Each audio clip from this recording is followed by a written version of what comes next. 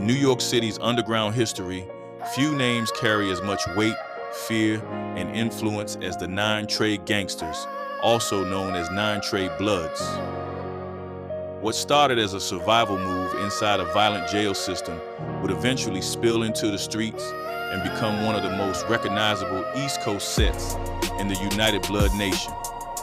Today, we're diving into the founders, the rise, the biggest cases, and the chain of events that brought 9 Trey to national attention. And before this ends, we're going to talk about what this story really teaches us and why it still matters right now. 9. Trey traces its roots back to 1993 on Rikers Island. At the time, violence between inmates and rival groups was constant, and protection meant power. Inside that chaos stood a man named Omar O.G. Mac Portie, a Harlem figure already known for leadership.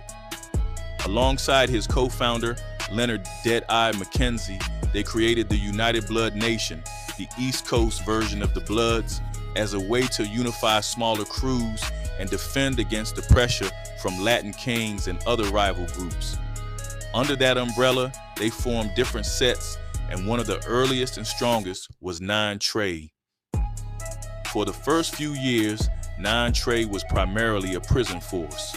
They organized codes, ranks, and structure.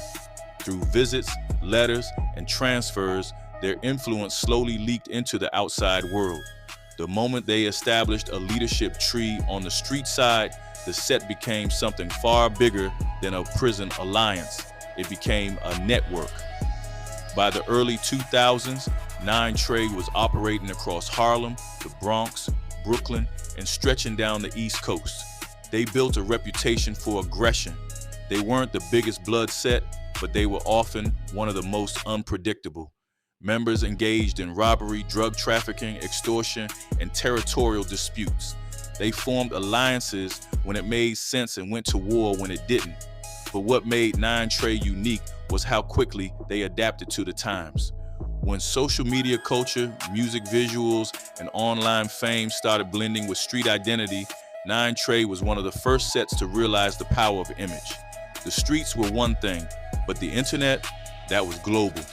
Enter Daniel Hernandez, Tekashi 6ix9ine, a rainbow-haired internet troll turned rapper who needed street backing to elevate his image. And 9, Trey saw an opportunity. It wasn't the first time a gang had ties to music, but it was one of the first times a set connected itself to someone who understood viral fame. Music videos, Instagram lives, flashing red flags, all of it helped mainstream the 9 Trey brand. But fame came with cameras, and cameras came with law enforcement. The turning point arrived in 2018. A massive federal investigation dropped indictments on multiple 9 Trey members, including Kifano, Shoty, Jordan, 6ix9ine's manager, along with other figures like Mel Murder and Trife Drew. They were hit with racketeering, conspiracy to commit murder, drug distribution, armed robbery, and violent assault charges. The feds didn't just want bodies, they wanted the organization. And what happened next became one of the most controversial moments in modern rap history. Facing decades in prison, 6ix9ine cooperated with the government. His testimony pulled the curtain back on internal structure, ranks, past crimes, and personal involvement. Courtrooms were packed, the media was everywhere, and suddenly the entire world was learning the names of 9 Trey members from a rapper's mouth. This wasn't the first law enforcement hit on the set. Earlier operations in the mid-2000s had already targeted United Blood Nation leadership, but this one was different. It was public, it was televised, and it embarrassed the organization on a global scale. After the testimony, convictions came quickly. Shoty received 15 years. Other members received similar or longer sentences. 6ix9ine received a drastically reduced sentence for his cooperation. And in the aftermath, 9 Trey was fractured, with leadership removed, trust broken, and the brand stained in a way they never expected. But here's the deeper truth behind this entire story. The rise and fall of 9 Trey wasn't just about gang activity, it was about young people born into pressure, poverty, and survival being funneled into organizations that promised protection and family, only to become trapped in cycles of violence, incarceration, and retaliation. It's about how street culture and entertainment culture collide, creating dangerous illusions that end in courtrooms and funerals.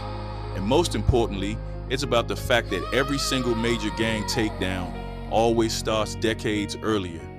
In the neighborhoods ignored, the schools underfunded, the trauma untreated, and the opportunities denied. So here's the call to action. If you grew up around this life, if you lost people to it, if you survived it, drop a comment about what you think pushes young people into gangs, and more importantly, what pulls them out.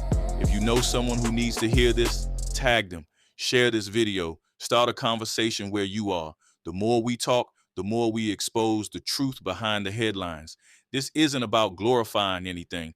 It's about understanding how these cycles start so we can stop watching generation after generation fall into the same traps.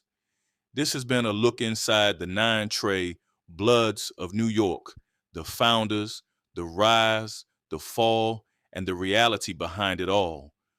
Follow for more OC Street Files stories, more breakdowns, and more real-world context behind the headlines. Stay safe, stay aware, and stay focused.